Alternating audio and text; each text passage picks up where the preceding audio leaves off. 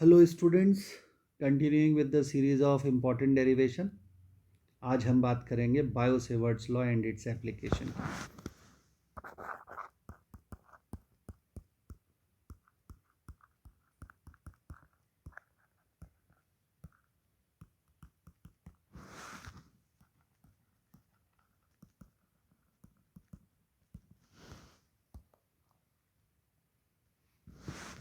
तो Biot Savart law basically is based on determining the magnetic field due to a current element.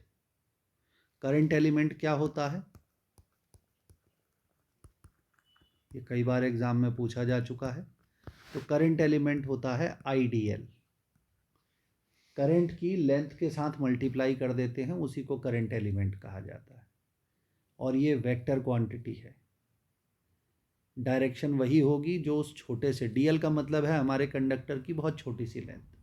तो जो DL होगा उसमें current जिस डायरेक्शन में जा रहा है आप एक टेंजेंट बना देंगे, वही आपका करंट एलिमेंट का डायरेक्शन हो जाएगा। उदाहरण के लिए अगर मेरे पास ये एक वायर है और मैं यहाँ पर एक करंट एलिमेंट लेना चाहता हूँ, वो मान लेते हैं कि यहाँ हमने एक करंट एलिमेंट लिया है, तो जो हमारे करंट एलिमेंट की डायरेक्शन होगी वो ये हो जाएगी। अगर इस वायर में करंट इस तरफ फ्लो कर रहा है और अगर मैं पूछूं भाई यहाँ पर करंट एलिमेंट किस डायरेक्शन में होगा, तो यहाँ जो करंट एलिमेंट होगा वो इस डायरेक्शन में होगा। तो ये जो करंट एलिमेंट है इस पॉइंट वाला, ये इस डायरेक्शन में चला गया। Suppose I name this point as A and this point as P. तो ए पर करंट एलिमेंट इस डायरेक्शन में है, पी पर करंट एलिमेंट इस डायरेक्शन में। तो अलग अलग जगह पर अलग अलग करंट एलिमेंट माने जाएंगे। तो एक छोटा सा करंट एलिमेंट कहाँ पर कितना मैग्नेटिक फील्ड पैदा कर रहा है, उसका मैग्नीट्यूड क्या है, उसकी डायरेक्शन क्या है, ये हमें बताना है। तो पहला प्रश्न तो यही है, what is a current element. So the product of current and very small length of the conductor is called as current element. अब हम आ जाते हैं बायो सेवर्ट लॉ के स्टेटमेंट पर।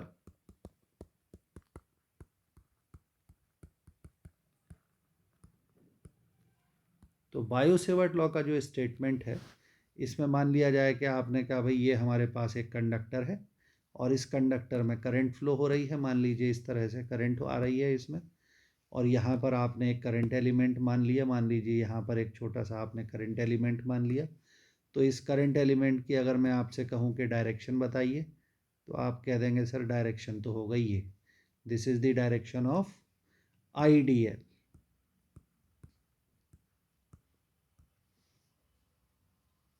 अब मान लीजिए किसी पॉइंट पे मुझे मैग्नेटिक फील्ड निकालना है। तो मान लीजिए कि मुझे मैग्नेटिक फील्ड निकालना है इस पॉइंट पर। At this point I wish to know the magnetic field. तो मैं क्या करूँगा, मैं इस पॉइंट को ज्वाइन कर दूंगा करंट एलिमेंट से और ये दूरी मेज़र कर लूँगा। मान लीजिए ये दूरी है आर। फिर ये एंगल भी मेज़र कर लूँगा। कौन सा एंगल, मान लीजिए यहाँ पर एंगल, ये एंगल है मेरा थीटा। अब मैं कह रहा हूँ कि ये जो मेरा पॉइंट है इसको मैं पॉइंट ऑफ ऑब्जर्वेशन बोल देता हूँ ताकि मुझे बार बार दिक्कत ना हो। This is my point of observation.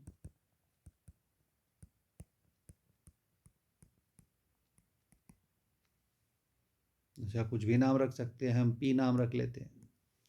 तो अगर मैं पूछ रहा हूँ कि ये जो करंट एलिमेंट है, मान लीजिए करंट एलिमेंट ए पर है, तो ए पर जो करंट एलिमेंट है वो पी पॉइंट पर कितना मैग्नेटिक फील्ड जनरेट कर रहा है, ये मैं जानना चाहता हूँ।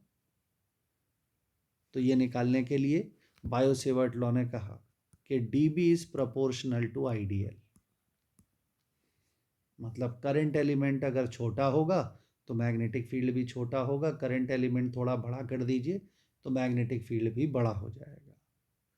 तो सीधी सीधी सी बात, अगर करंट कम है तो मैग्नेटिक फील्ड कम आएगा, करंट बढ़ा दीजिए मैग्नेटिक फील्ड ज़्यादा आ जाएगा।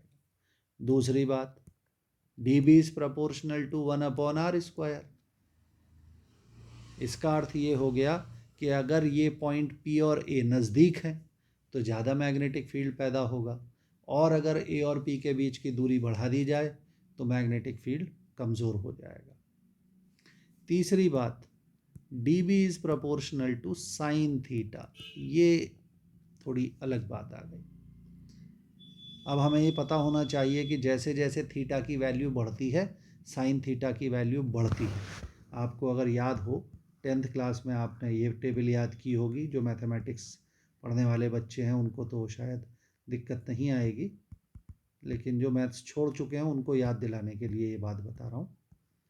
अगर ये 30 डिग्री है, 0 डिग्री हो गया, 30 हो गया, 45 हो गया, 60 हो गया, 90 हो गया, तो साइन 0 0 होता है, 30 1/2 होता है, 1/45 सॉरी साइन 45 1/√2 होता है, साइन 60 √3/2 होता है और ये 1 हो जाता है।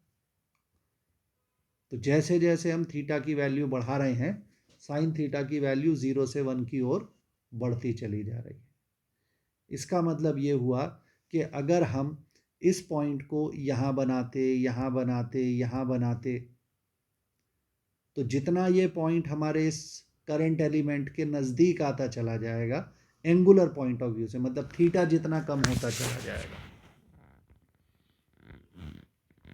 वैसे वैसे मैग्नेटिक फील्ड भी कम होता चला जाएगा। अगर ये मेरा करंट एलिमेंट है और यहाँ पर मेरा पॉइंट है, तो अगर ये पॉइंट P है, ये A है और ये मेरा आइडियल है, तो अगर मैं यहाँ पर एक पॉइंट लूँ, यहाँ एक पॉइंट लूँ, यहाँ एक पॉइंट लूँ, यहाँ एक पॉइंट लूँ और यहाँ एक पॉइंट लूँ, तो suppose this is point P1, this is point P2, this is point P3, this is point P4, this is point P5 and this is point P।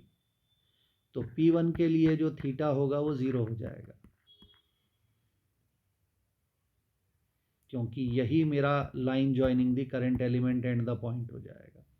P2 के लिए थोड़ा सा थीटा आ गया, P3 के लिए थोड़ा और थीटा आ गया, P4 के लिए थीटा और थोड़ा बढ़ गया, P5 के लिए थीटा और बढ़ गया। तो इट्स जस्ट लाइक कि मैं एक आर्म को खोल रहा हूँ, इधर से इसको खोलता चला जा रहा हूँ, तो जैसे जैसे खोलता जाऊँगा थीटा बड़ा होता चला जाएगा। तो इसमें सबसे इम्पॉर्टेंट बात जो आपको यहाँ समझने वाली थी वो ये थी कि अगर हमारे पास में पॉइंट ऐसा ले लिया जाए जो कि करंट एलिमेंट पर ही हो, तो जो मैग्नेटिक फील्ड पैदा होता है वो 0 होता है। ये सबसे इम्पॉर्टेंट बात है यहाँ पर अभी इस डिस्कशन में। Note, if point P lies on current element, magnetic field at it due to current element will be 0। तो वापस हम अपने बायो सेवर्ट पे आ जाते हैं। एक बार फिर से आप देख लीजिए जो मैंने लिखा था। मैंने यहाँ पर ये फिगर बनाई थी और ये 3 बातें लिखी थी। dB is proportional to IDL, dB is proportional to 1/r², dB is proportional to sin theta। तो अगर ये तीनों बातें हम क्लब कर देते हैं तो इनको क्लब करके हमें क्या मिल जाएगा, dB is proportional to IDL sin theta/r²।